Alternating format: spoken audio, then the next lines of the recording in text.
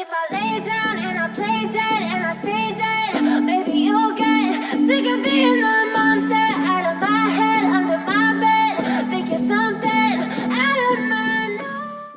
Oke, sobat supporter Timnas, kembali lagi kita ke pembahasan forum Timnas, di mana gue akan bahas tentang pertandingan-pertandingan dan semua hal yang berhubungan dengan Timnas Indonesia. Oke, kali ini gue akan bahas tentu saja tentang penampilan dari Timnas Indonesia berhadapan dengan Brunei Darussalam U19 ya tadi malam, yang dimenangkan oleh Timnas Indonesia U19 dengan skor telak 7-0, yang tentu saja membuat aura positif terus hadir di sosmed, bagaimana banyak yang memuji, banyak yang bangga terhadap timnas kita. Oke, sebelum itu tentu saja gue mengingatkan kembali kepada kalian untuk subscribe, like, dan juga share. Komen kalau kalian juga punya pendapat lain atau setuju dengan pendapat gue, karena itu sangat membantu untuk gue dan kita semua untuk sama-sama belajar tentang sepak bola. Jadi gue di sini bukan untuk menggurui, tetapi untuk sama-sama gue mengajak kalian untuk berdiskusi. Oke? Sebelum itu, kembali lagi gue mau mengapresiasi terhadap kemenangan Timnas Indonesia 7-0, 7 gol tanpa balas dengan Brunei. Itu tentu saja Hoki nyetak 4 gol, quadrick. Ini bisa tentu saja berdampak positif tentu saja untuk meningkatkan kepercayaan diri. Ya, meningkatkan mentalitas dari timnas kita. Yang pada pertandingan lalu gue juga sudah kritik habis-habisan, di mana mereka sangat tidak efektif, terutama dari sisi final pass, dari sisi finishing. Nah, ini pada pertandingan kali ini melawan Brunei Darussalam, yang notabene memang tim yang berada levelnya jauh di bawah kita. Myanmar saja bisa mengalahkan mereka dengan skor yang sama dengan kita, 7-0. Tapi itu bisa kembali lagi diambil kesimpulan bahwa jangan cepat puas. Jangan merasa bahwa timnas kita ini sudah sangat hebat bisa mengalahkan Brunei dengan skor 7-0. Karena fakta di lapangan, dari 7 gol yang diciptakan oleh timnas Indonesia, 6-nya dicetak di babak pertama. Yang at least itu menurut gue di babak pertama mereka bermain bagus, sesuai dengan kapasitas mereka. Itu yang gue inginkan, permainan bola cepat, kombinasi, tidak mainnya long ball asal long ball, tetapi bermain kombinasi, bekerja sama, memanfaatkan ruang kecil. Karena Sintayongnya bermain dengan 3-5-2, di mana ada 2 fullback yang naik dengan sangat-sangat tinggi, didukung oleh Marcelino dengan 2 striker. Nah, ini kan dibutuhkan kombinasi untuk memanfaatkan ruang yang ditinggalkan oleh para pemain dari Brunei Darussalam, yang banyak sekali ruangnya, terutama dari sisi flank. Kakang, bek kanannya timnas itu sangat mendapatkan banyak sekali space di babak pertama. Mereka bermain hampir bisa dikatakan bagus lah. Masuk di babak kedua, apa yang terjadi? Marcelino diganti, Ronaldo diganti, oleh ada beberapa pemain diganti lah untuk memberikan jam istirahat, rotasi. Gak ada masalah karena mereka sudah unggul 6-0. Tapi apa yang terjadi? Permainan mulai tidak karuan. Mereka hanya bisa cetak gol di awal-awal, 7-0, that's it. Habis itu long ball. Terlalu banyak long ball untuk melawan tim sekelas Brunei. Harusnya mereka lebih pede, mereka lebih tenang, lebih bisa membuild up serangan dengan rapih gitu. Karena mumpung lawan lu Brunei nih, lu kumpulkan dulu kepercayaan diri, meningkatkan kepercayaan diri. Kalau lu bermain bagus, cantik, mencetak lebih banyak gol, di babak kedua itu kan banyak pemain pelapis ya. Banyak pemain yang tidak diberikan kesempatan ketika Marcelino dan Ronaldo main. Nah, ini pemain-pemain yang pelapis ini harusnya bisa lebih membuktikan lagi bahwa mereka ingin fight untuk tempat utama. Mereka juga bisa bermain seperti Marcelino dan Ronaldo. Sebuah tim itu tidak boleh ketergantungan terhadap 1-2 pemain bintang. Harus semuanya itu bisa saling membantu, bisa saling menutupi, bisa saling bermain dengan baik. Nah, ini yang gue belum lihat di timnas U19 ini. Mereka terlalu tergantung dengan yang namanya Marcelino dan juga Ronaldo. Ketika dua-duanya ini out of perform, disitulah mereka kesulitan. Hoki mencetak 4 gol, betul. Gue sangat mengapresiasi penampilan dari Hoki. But Hoki ini kan seorang finisher. Dia seorang striker. Dia seorang pemain yang menyelesaikan. Dia adalah produk dari hasil proses membangun serangan. Jadi kalau dia saja tidak dapat supply, gimana dia membuktikan? Dan itu terbukti pada saat melawan Vietnam. Jarang sekali bola itu nyampe ke Hoki. Karena apa? Karena pemain dari second line atau dari wing ini tidak bisa memberikan passing yang diinginkan oleh Hoki dibandingkan pada pertandingan melawan Brunei Darussalam, di mana mereka mendapatkan really banyak space. Dan itu bisa dimanfaatkan dengan baik di babak pertama. Tapi apakah lawan Brunei saja kita bisa main bagusnya hanya di babak pertama? Di babak kedua kita hanya bisa mencetak 1 gol. Dan bermainnya kebanyakan long ball. Sampai gue matiin menit 80 ke atas. Karena menurut gue sudah tidak entertaining lagi permainan yang ditunjukkan oleh timnas kita. Nah, ini yang harus dievaluasi dari Sintayong. Ini yang harus harus dievaluasi oleh Sintayong.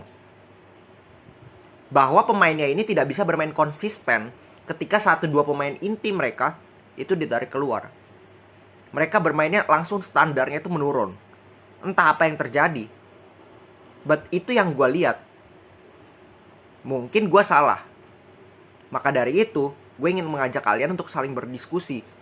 Kenapa banyak orang yang memuji karena kita menang 7-0 seakan-akan kita hebat lawan Brunei Darussalam yang memang sudah bahan pembantaian di Asia Tenggara. Sedangkan kita lupa semua pada saat lawan Vietnam mereka bermain sangat buruk dan egois, individualis, banyak peluang terbuang, tidak efektif. Itu semua lupa kita. Nah, judgment day-nya itu kan nanti pada saat melawan Thailand. Apakah mereka bisa bermain seperti melawan Brunei di babak pertama? Karena lawan Brunei pun bagusnya menurut gue hanya di babak pertama. Mereka menunjukkan kapasitas mereka itu hanya di babak pertama. Sedangkan di babak kedua, kembali lagi penyakitnya itu kambuh. Yaitu main long ball, sering salah passing. Banyak keputusan-keputusan egois, individualis. Yang itu sama sekali tidak diperlukan. Padahal melawan tim yang sudah jelas-jelas levelnya di bawah kita sudah unggul jauh, harusnya bisa bermain lebih tenang. Bukan malah suka-sukaan sendiri mainnya. Nah, ini kan yang bahaya. Ketika nanti lawan Thailand, jelas levelnya jauh di atas Brunei, bahkan setara, bahkan lebih sedikit diunggulkan dibandingkan kita. Ini tidak boleh terulang.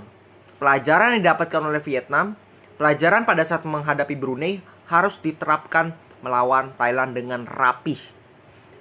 Dengan memperbaiki semua kekurangan, semua kesalahan, semua blunder-blunder. Itu harus segera dievaluasi oleh Sintayong. Dan gue yakin sudah akan dievaluasi untuk pada saat lawan Thailand nanti.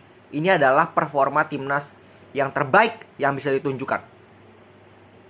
Karena dibutuhkan minimal hasil imbang oleh Indonesia untuk bisa semakin memperbesar peluang mereka lolos dari fase grup. Karena grupnya Indonesia ini berat. Ada Vietnam, ada Thailand, ada Filipina, ada Myanmar. Jadi tidak bisa dianggap remeh. Indonesia harus bermain serius menghadapi pertandingan demi pertandingan karena ini turnamen jangka pendek. Ya. Ini juga sebagai persiapan mereka untuk nanti ke Piala Dunia U20. Kalau mereka main seperti lawan Brunei, nanti ketemunya itu bukan Brunei.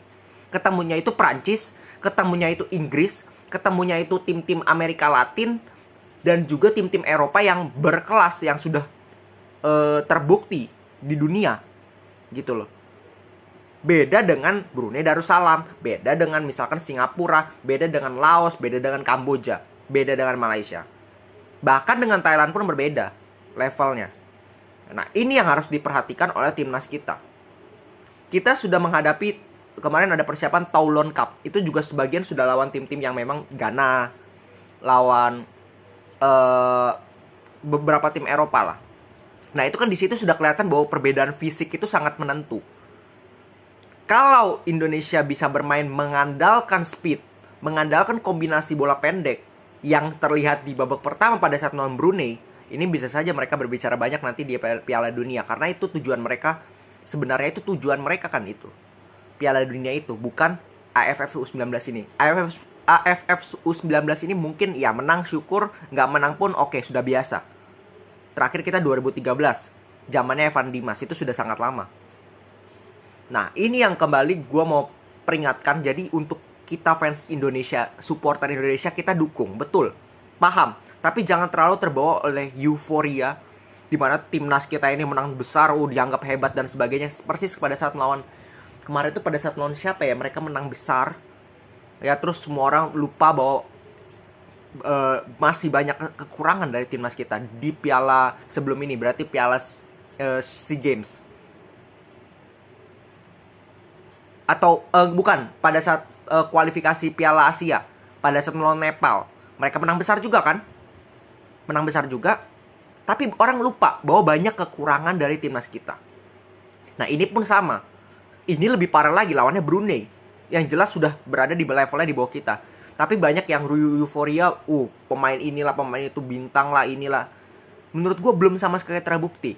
Lu harus buktikan lawan Thailand. Jangan cuma lawan Brunei doang lu bisa hebat, lu bisa cetak 4 gol. Tanpa mengurangi rasa hormat gue kepada Hoki. Hoki menurut gue finishernya luar biasa. Tapi lu harus tunjukkan lawan tim-tim besar. Dan ini juga Hoki gak bisa sendirian. Dia harus disupport oleh Marcelino, oleh Ronaldo, oleh Kakang dan sebagainya. Oleh Arhan.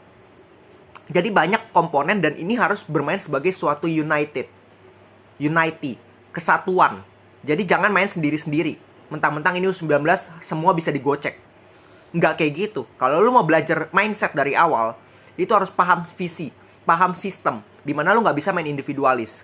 Nanti di timnas itu kelihatan yang mainnya asal gocek-gocek dengan yang dari awal bermain dengan sebuah sistem. Oke, segitu dulu dari gua. Jadi kita kembali lagi tidak boleh yang namanya terlalu termakan oleh euforia. Kita menang 7-0, that's good. Tapi masih ada pertandingan ke depan. Lupakan pertandingan kemarin, fokus ke pertandingan ke depan. Karena itu sangat penting menghadapi Thailand. Segitu dulu dari gua, salam sepak bola.